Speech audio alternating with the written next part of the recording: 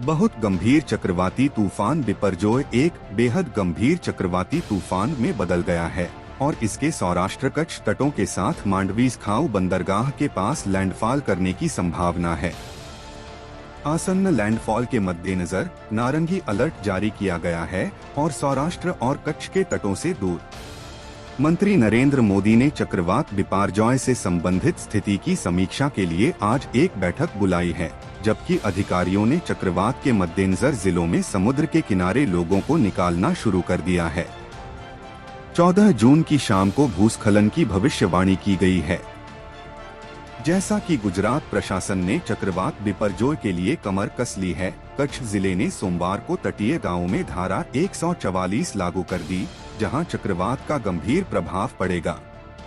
अपने नवीनतम बुलेटिन में भारत मौसम विज्ञान विभाग (IMD) ने कहा कि बेहद गंभीर चक्रवाती तूफान के उत्तर पूर्वोत्तर की ओर बढ़ने और सौराष्ट्र और कच्छ को पार करने और दोपहर तक मांडवी, गुजरात और कराची, पाकिस्तान के बीच पाकिस्तान के तटों को पार करने की संभावना है। 15 जून को 125 से 135 किलोमीटर प्रति घंटे की अधिकतम निरंतर हवा की गति के साथ अत्यंत गंभीर चक्रवाती तूफान के रूप में बदलकर 150 किलोमीटर प्रति घंटे की रफ्तार से लहरें टकराने लगी। IMD ने कहा कि चक्रवाती गतिविधियों के कारण सौराष्ट्र और कच्छ के तटों के साथ साथ समुद्र की स्थिति बुधवार तक उबड़-खाबड़ और गुरुवार को बहुत खराब से ऊंची रहने की संभावना है। मुंबई में उच्च ज्वार की लहरें और बारिश भी देखी गई, क्योंकि बिपरजॉय एक गंभीर चक्रवाती तूफान में बदल गया।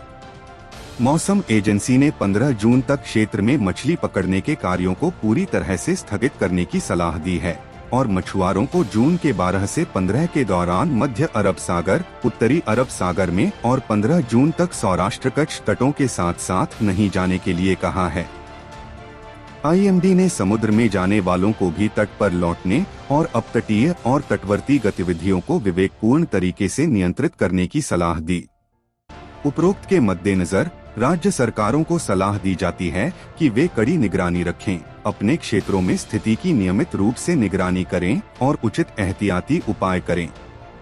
जिला अधिकारियों को तदनुसार सलाह दी जाती है, IMD ने कहा। मौसम विभाग ने कहा कि यह मुंबई से लगभग 550 किलोमीटर पश्चिम में, पोरबंदर से 450 किलोमीटर दक्षिण पश्चिम में, द्वारका से 490 किलोमीटर दक्षिण पश्चिम में और कच्छ में नलिया से 570 किलोमीटर दक्षिण पश्चिम में और कराची से 750 किलोमीटर दक्षिण में केंद्रित है।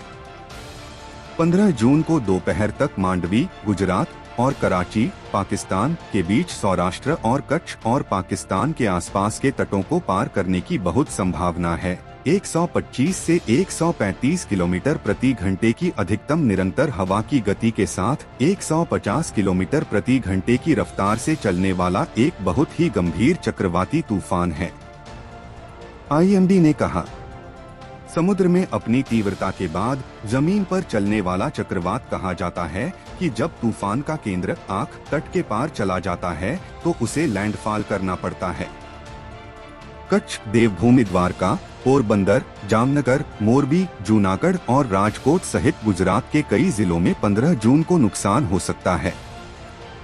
समाचार एजेंसी IANS की एक रिपोर्ट के अनुसार अपेक्षित विनाश में फूस और कच्चे घरों का विध्वंस, पक्के घरों को नुकसान, बिजली और संचार के खंभों का उखड़ना और उड़ने वाली वस्तुओं से संभावित खतरे शामिल हैं।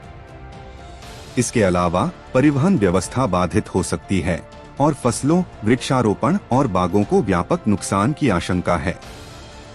इन क्षेत्रों में दृश्यता गंभीर रूप से प्रभावित होगी और छोटी नावों और शिल्पों को जोखिम हो सकता है। भारतीय रेलवे ने सुरक्षा सुनिश्चित करने और चक्रवात के प्रभाव को कम करने के लिए विभिन्न उपायों को भी लागू किया है।